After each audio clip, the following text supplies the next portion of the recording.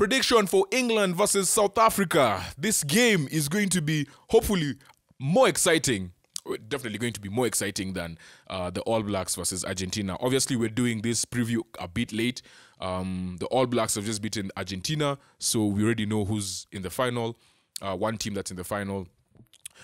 Yeah, so they're just waiting now, England and South Africa. Looking at the squads, I can already see talking points. George Martin in for Chisholm. I would like to know what the thinking behind that is. Obviously, Chisholm as well has played logged in a number of minutes. And then Joe Mala also comes on. Ellis Genge starts off the bench. That's also an interesting selection pick. I'm thinking Joe Mala is in just for, there's something they want to counter in the scrums, right?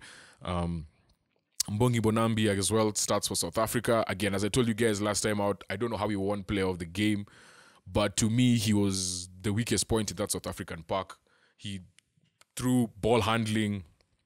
There were not costly mistakes, but he just was not up to it on the day.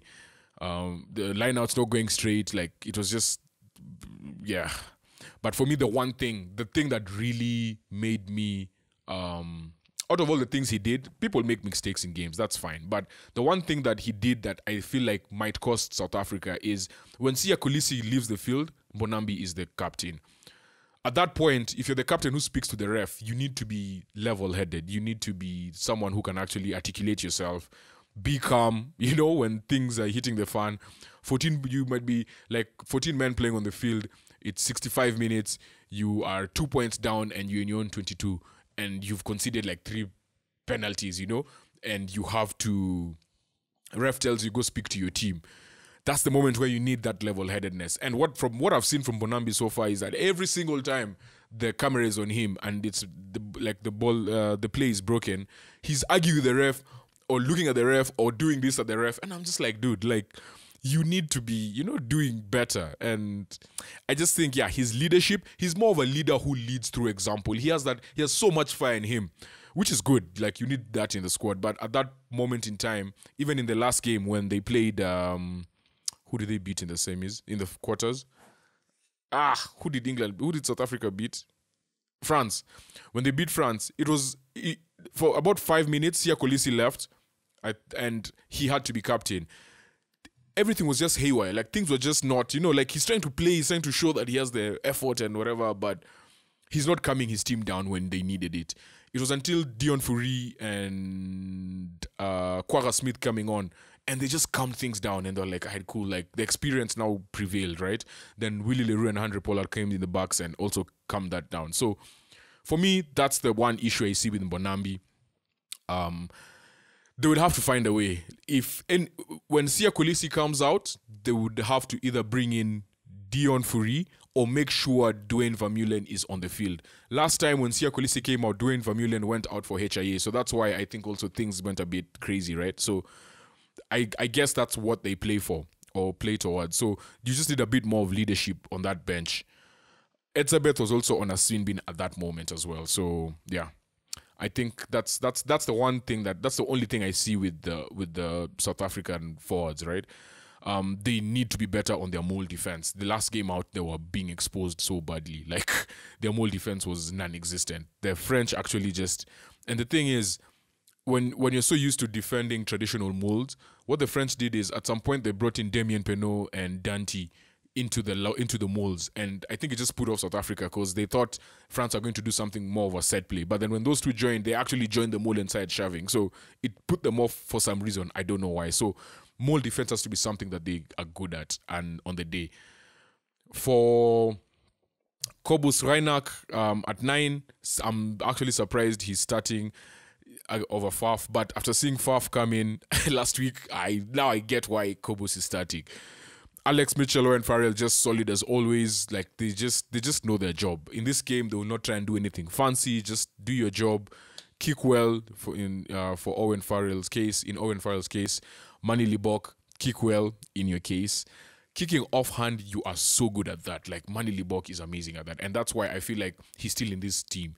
Another reason why he's in this team is because having him, Colby, Catley, and Damien Willemse at 15. their backline is quick. They can do stuff with broken play or penalty advantage. Again, that's how South Africa love playing, right? So I like it because your option is if Willemse doesn't start, you have Willie Leroux starting the game, and Willie Leroux has just lost a tad of quickness. And even then, off the high ball, Freddie Stewart chasing Owen Farrell's up and unders, you need people who are good on the high ball. And that's something that Colby, Katley Arendse, and Damian Willemse are actually quite good at. Considering the size of Colby and Katley, like, they're actually quite nimble and they can actually fly and actually put out like high balls. So I'm starting the tournament, I was quite skeptical about this backline, but it has really grown on me. Like, this Springboks backline has really grown on me. Jesse Creel, all he needs to do is just do your job, right? Like, whenever you get the ball, run hard. Like, it's just as simple as that. For him, don't make anything complicated. The one thing I saw about the Springboks is anytime they try and complicate backline moves and stuff, it's not natural for them. Like, that's just not their game. That's just it's not how they play. When they try and do the variation of like the Irish diamond, where the scrum half gets the ball, gives it to a lock or a second row player, right? It could be Dwayne Vermeulen or someone, right? So what Ireland would do is, let's say the ball comes from Conor Murray, forget the other guy. If, let's say, Peter Omani gets the ball on his right side, there'll always be someone who's an option.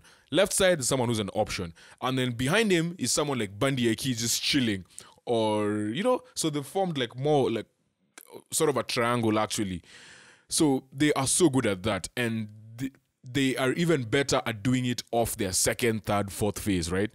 Because they practice it. Like, they can sustain attacks of 15 phases, 20 phases plus, right? Because they know how to recycle the ball and get back into those positions and do it. For Springboks, it's not as natural. So after second, third phase, if things are not working, one thing you're seeing about France and the Springboks as well in this tournament is that they average the least number of phases. They don't go multiple phases because that's not their game, right? They want to dominate you, they want to get over the advantage line, and they just want to just run you down, So they will have to do a bit more of that as well. And just front up, your forwards just front up. Your backs, Manu Tulangi will come at you as well. Front up, tackles, dominate your tackles.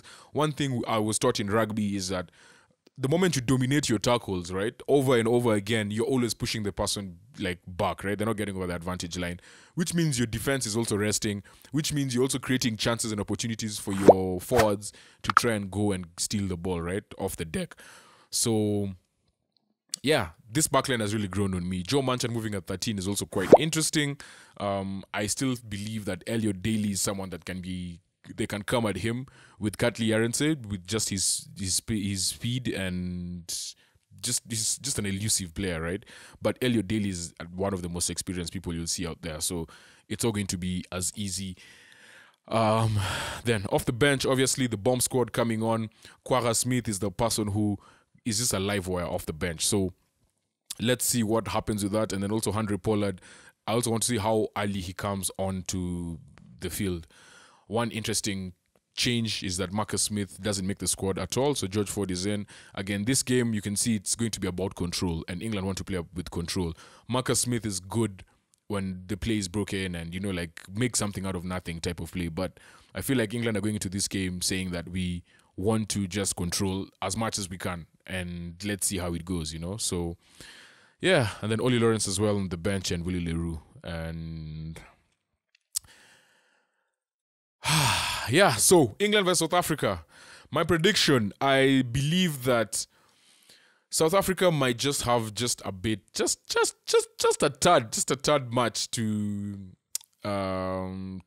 England. I don't think England can keep up with the physicality of South Africa, especially coming off the bench. I feel like the first 60, 65 minutes, yeah, things will be kind of close, but once the likes of Oxenchair, Vincent Koch, Dion Fourie, Quagga Smith come off the bench, like, it's just a different beast. Ari Snyman, like, it's just a different animal. So I'm seeing this bomb squad winning this game for South Africa.